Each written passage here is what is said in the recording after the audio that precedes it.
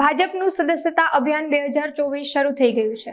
ભાજપના સાંસદ પરસોત્તમ રૂપાલા દ્વારા રાજકોટના ભાજપ કાર્યાલય ખાતે સદસ્યતા અભિયાનનો પ્રારંભ કરાવ્યો હતો।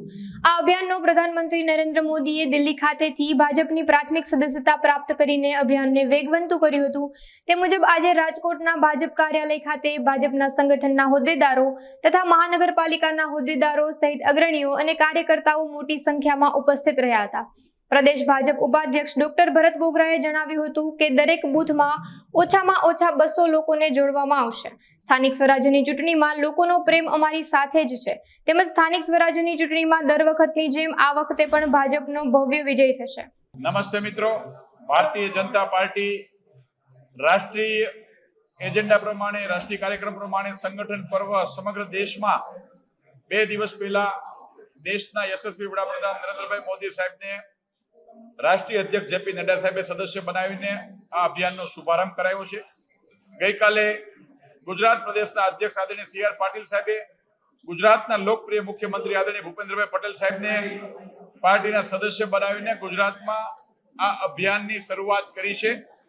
આજે રાજકોટ મહાનગરના આંગણે અમારા સાંસદ સભ્ય આદરણીય રૂપાલા સાહેબ, સૌ ધારાસભ્યો, સૌ આગેવાનોને પાર્ટીના સદસ્ય અમારા શહેરના અધ્યક્ષ આદરણીય મુકેશભાઈ દોશીના હસ્તે બનાવીને રાજકોટ મહાનગરમાં શુભારંભ કરવા જઈ રહ્યા છીએ।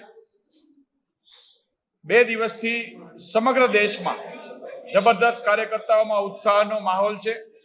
ગુજરાતમાં પણ ગઈકાલથી કાર્યકર્તાઓ જબરદસ્ત ઉત્સાહ સાથે પાર્ટીના સંગઠનના પ્રાથમિક સભ્ય સૌ સમાજના સૌ વર્ગના લોકોને બનાવી રહ્યા છે।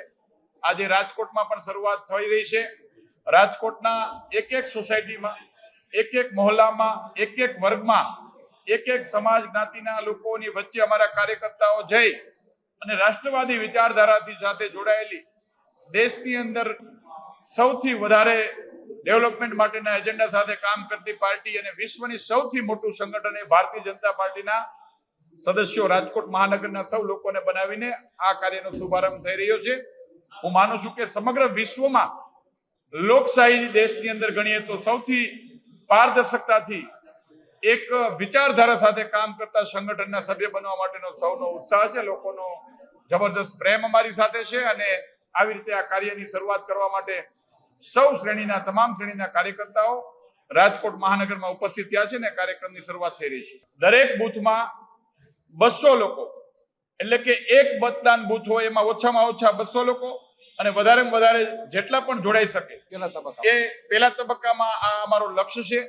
દરેક જ્ઞાતિ, દરેક સમાજ, દરેક ધર્મ અને દરેક વ્યવસાય સાથે જોડાયેલા વિવિધ કાર્યકર્તાઓને, સમાજના વિશિષ્ટ મહાનુભાવોને, સમાજની અંદર સેવા કરતા સામુદાયિકના લોકોને આ પાર્ટીના અભિયાનમાં જોડવાનો અમારો પ્રયત્ન છે। ભારતીય જનતા પાર્ટીએ હંમેશા એની સંગઠનાત્મક પ્રવૃત્તિ એના નિયમ મુજબ દર 6 વર્ષે આ સદસ્યતા અભિયાન આવતું હોય છે। અમારા માટે ચૂંટણી એ બાય પ્રોડક્ટ છે। અમારા માટે અમારી વિચારધારા, અમારા સંગઠન ને અમારા કાર્યકર્તાઓની ઘડતરની આ પ્રક્રિયા એ પાર્ટીના ઉદ્ભવ કાળથી અત્યાર સુધી નિરંતર ચાલી આવતી પ્રક્રિયા છે અને ચોક્કસ એજન્ડા સાથે કામ કરતી પ્રક્રિયા છે। એટલા માટે આમને ચૂંટણીને કોઈ લેવા દેવા નથી। સૌરાષ્ટ્રના ગ્રામ્ય વિસ્તારમાં પણ આપે જોયું કે ગઈ લોકસભામાં બધી જ સીટોમાં ખૂબ સારી લીડ સાથે ભારતીય જનતા પાર્ટીના ઉમેદવારો જીત્યા છે।